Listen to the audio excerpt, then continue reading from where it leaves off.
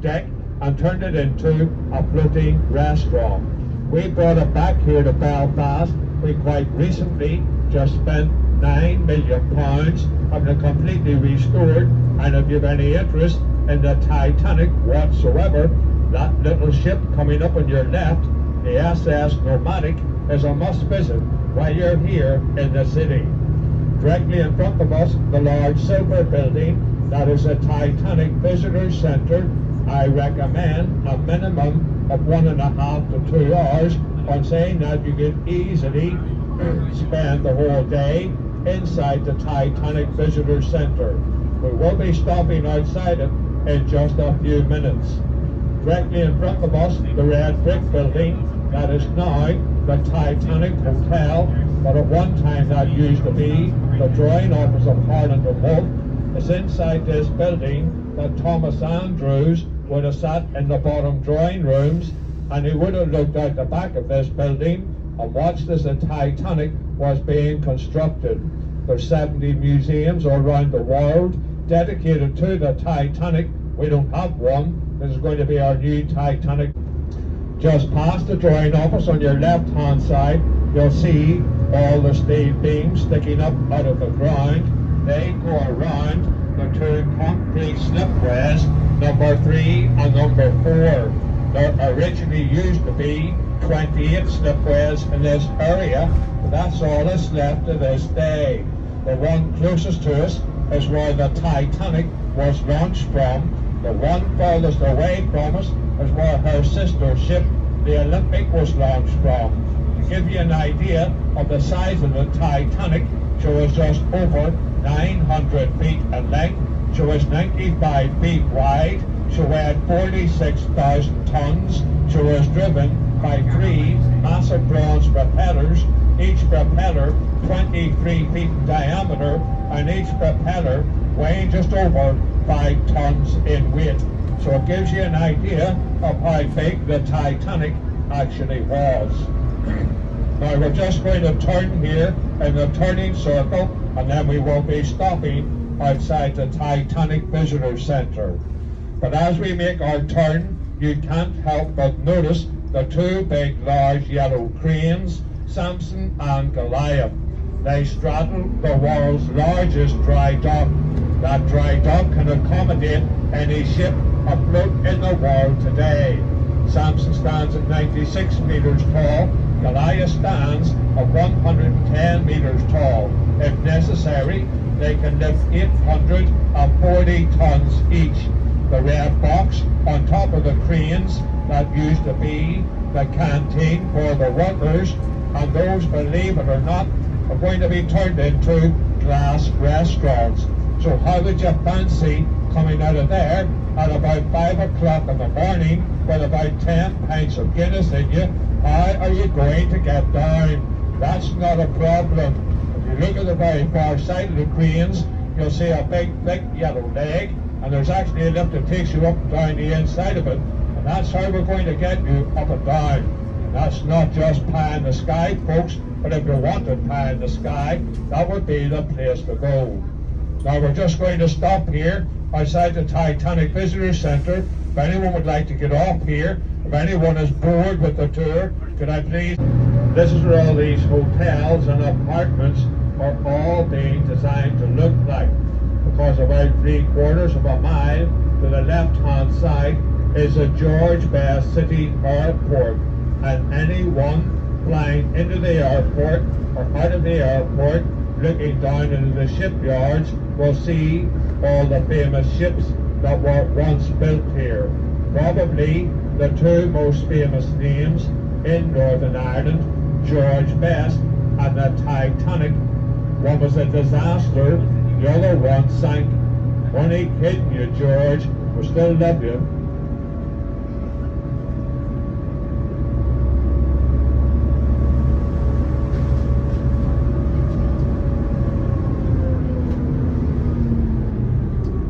Now, when we get through these traffic lights, I want you to look out directly in front of us. We're going to see a big tall glass building. This is the Opel Tower. It's the tallest building in Ireland, and again, it holds a record that all the apartments sold within inside 8 to 12 hours of going on to the market. And yes, ladies, I did buy one of those penthouses on the top floor, all of it. And if any of the ladies would like to call round tonight for a glass of champagne, please feel free to do so. And you should see the apartment, ladies. It's got absolutely everything. It's got a big 55-inch plasma TV. It's got 3-inch thick pile carpets. It's got leather reclining seats. It's got one of those big American fridge freezers, but there's something wrong with the washing machine. I'm going to have to get a plumber out to look at the washing machine. I put 6 shirts in the other day, pulled the chain, haven't seen one of them since. Look across to your right hand side, and in the skyline you'll see the big glass dome that goes around the brand new Victoria Shopping Centre. You can, of course, go up to the top of the glass dome. There's a lift. It's free of charge, and on a nice day you do have some very spectacular views overlooking the city. But before that building was there used to be one of the tallest buildings in Belfast was here. And what did they do with it? They brought in English contractors to do what? To blow it up. Now, you think about it, folks. What a waste of local talent. I mean, to do, number one, we could have done it for nothing, and two, we could have done it in the dark, and it would have looked perfectly normal. And that's what they did one Sunday morning, packed it full of explosives. Everybody in Belfast came down to watch it as if we hadn't seen a bombs going off here.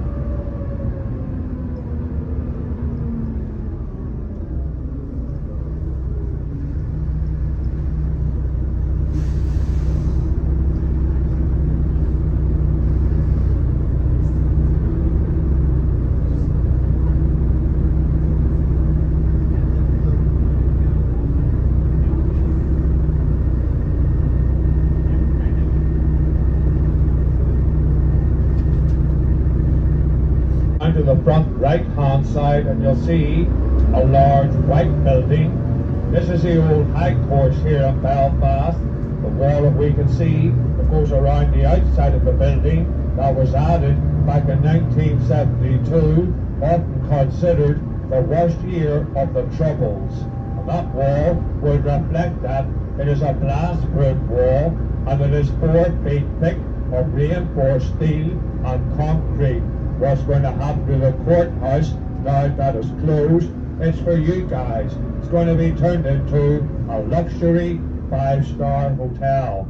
I think it would make a great hotel if we ever had members of the royal family or American president staying here with its blast-proof wall and its bulletproof windows. That's the old High Courts just immediately to your right.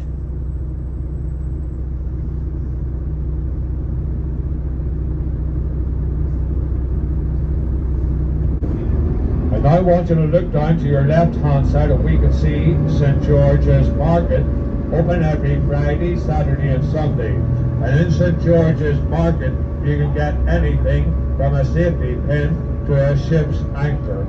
Live music, great food in here as well. So if you're here over the weekend, St. George's Market is a must visit while you're here in the 7 o'clock, 1 o'clock and 3 o'clock. Nice little coffee shop in here as well. You can also walk around the grounds of the City Hall and look at some of the statues. For instance, coming up on your right hand side, the second statue in is the only statue anywhere in Ireland dedicated to the people who lost their lives in the Titanic disaster. It's a statue of fame, and she's looking down at 2 sea nymphs lifting up a drowned sailor out of the sea. The statue faces East Belfast because Titanic was built in East Belfast. It also has got the names of 22 local people on the side of the statue, one of those being Thomas Andrews, the designer of the Titanic. And the City Hall is simply known to us locals as the Stone Titanic. That's the City Hall just immediately to your right hand side. Now we're going to turn left into Great Victoria Street, and as we do so, as we turn on your right hand side, we're going to see the Grand Opera House as we go past the brickwork. 1972, there was a 500-pound car bomb went off here, practically destroying the whole side of the Opera House. This is not a joke. Guess what was being shown in the Opera House when the bomb went off? I'll start it and you guys can finish it. Chitty chitty, bang bang. That's the Grand Opera House coming up here on your right hand side. Then on your left hand side we're going to see the Crown Bar. Even if you don't drink alcohol, go in and have a look. It's got the world's longest marble bar. It has its own private drinking booth. You go in, close the door. People can't hear what you're talking about. It doesn't have electricity. It runs off gas lights.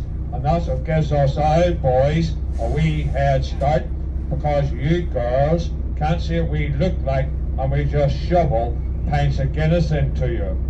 The Crown Bar is now owned by the National Trust. Great food, great pint of Guinness in here as well.